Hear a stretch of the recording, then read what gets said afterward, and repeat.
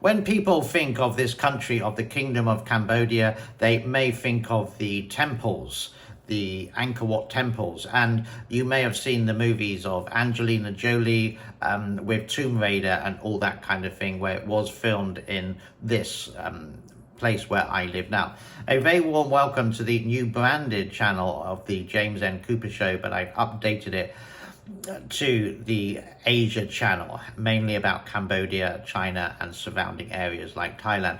Today I'd like to talk about the dangers of Cambodia, living in Cambodia, going to travel. One is going to be driving. Now,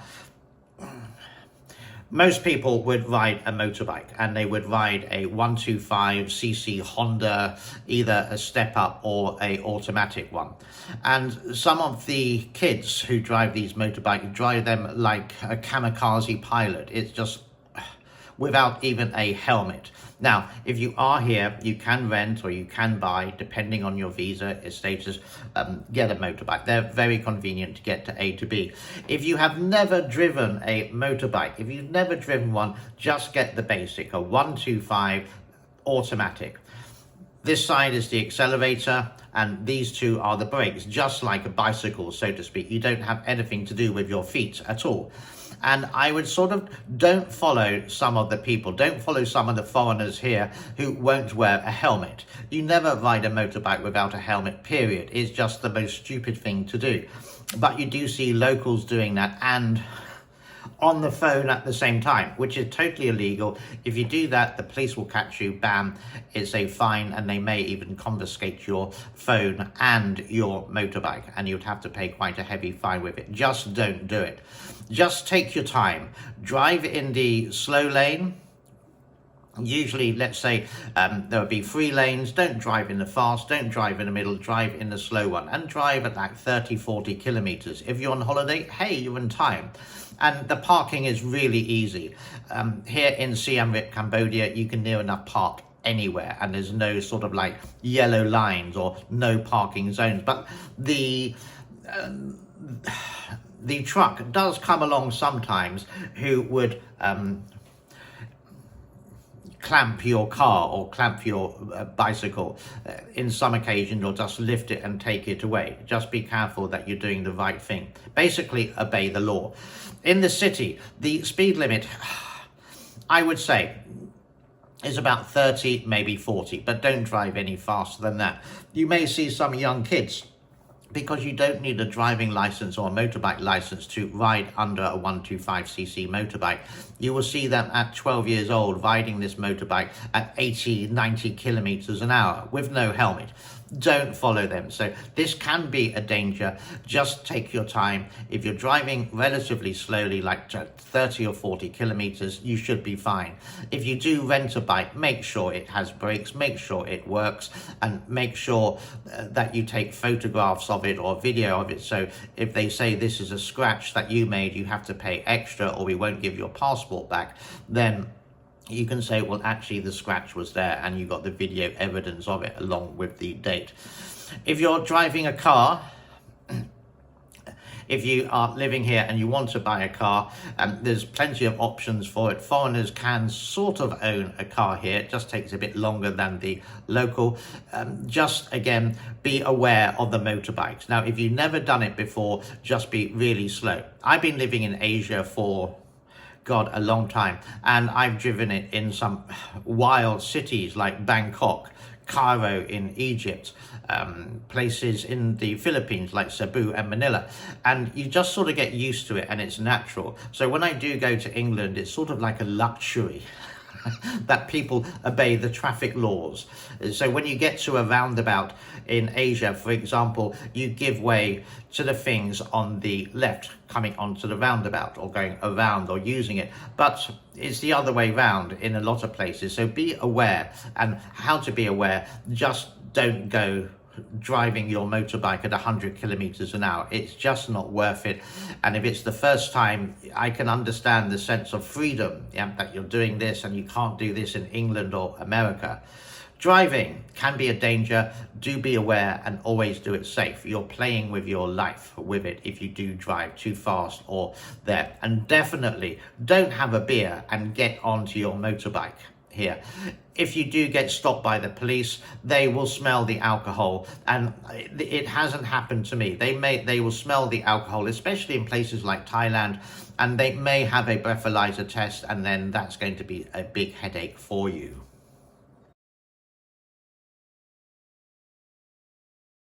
Crime in Cambodia, I've never really experienced it, but like most countries, yeah, it does happen. So do be aware of the simple things that may happen to you. So your wallet. If you're out in the busy tourist area, whether it's in Phnom Penh or here in Siem Reap or somewhere else, make sure you just have what you need. If you don't need the credit card, then don't bring the credit card.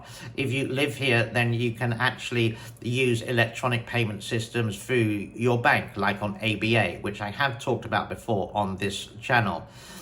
But there are some people who will take advantage of someone who seems to show off a lot of cash.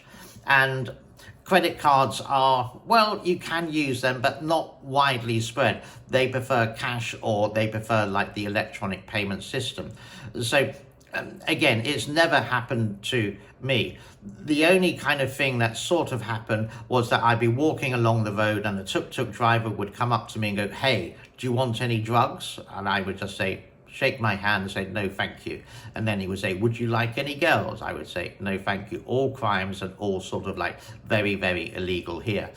Drugs in this country, just like Thailand, don't even think about it. Just don't consider it. Thailand now, you can smoke marijuana and weed and stuff like that.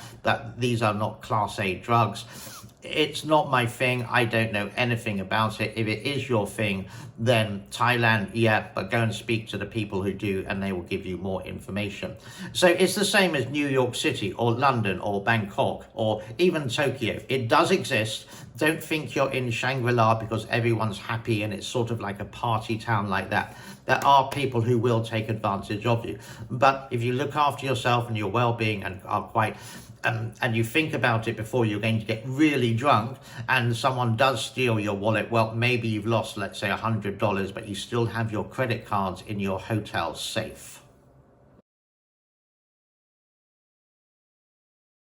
And like other countries as well, scams. Again, there are some people who would love to take advantage of you. For example, an investment. Here, give me $1,000 and then I can invest and I will pay you back in 6 months' time with triple the interest. And they will show you maybe this housing development, and they're really good at talking the talk, and you really believe them, and it's all sort of official, but they may hit you because you are basically a foreigner and you may be staying in a nice hotel, so they know you have money and may be willing to do some kind of investment. They are around. It's a great place to live. Don't get me wrong. I am doing the negatives, but I'm being very, very honest here. And I am comparing it to, let's say, where I come from, originally London or other cities like Los Angeles, even Washington, DC. Do be aware of these people who may just come up to you and they're really believable. And these are just con men. And then as soon as they got your money, they disappear. Thank you very much. And what can you do about it? What's the evidence that you've got? And it's something that you would say, okay, I've lost it, nothing I can do, and then bam. Yeah. It may be someone who would touch the back of your motorbike, for example, and say, "Oh, your brake light isn't working." And then they would demand money from you. It's a sort of scam, which is very rare, but it does happen. It's just to be aware. Now, again, I emphasize, do come to Cambodia, do come to Siem Reap. It's a lovely place. There's lovely people, lots to do, not very expensive. You can retire here and you can have peace of mind. There is no beach, which is maybe a thing which people do want, but you're not going to get it here. It's an inland city. But there's so many positives about this place. You got great food, you got great entertainment, you got all the European things. If you want European food, even there's supermarkets here, fantastic. But there's no McDonald's. There is one Burger King. There are 2 Starbucks, I do believe. And it's a wonderful place, but it's not Shangri-La. It's not perfect. And don't fall into the lure of this.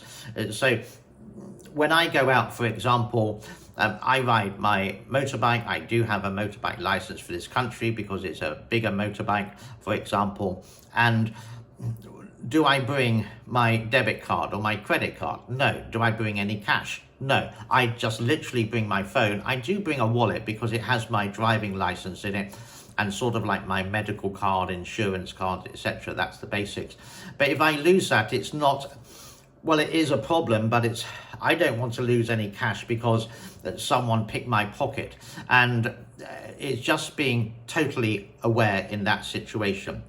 I hope this little video helped you just if you are planning to go to Siem Reap, Cambodia. It's not just about this country, it's like other countries as well. Be aware of your belongings, and because you look different, they may think you are just incredibly loaded with that. So it's just being aware. And if you go to where all the other tourists go, there are going to be the bad people there who may take advantage of it. It could be a tuk-tuk driver, for example, who would charge you $5, but the actual local price is $1.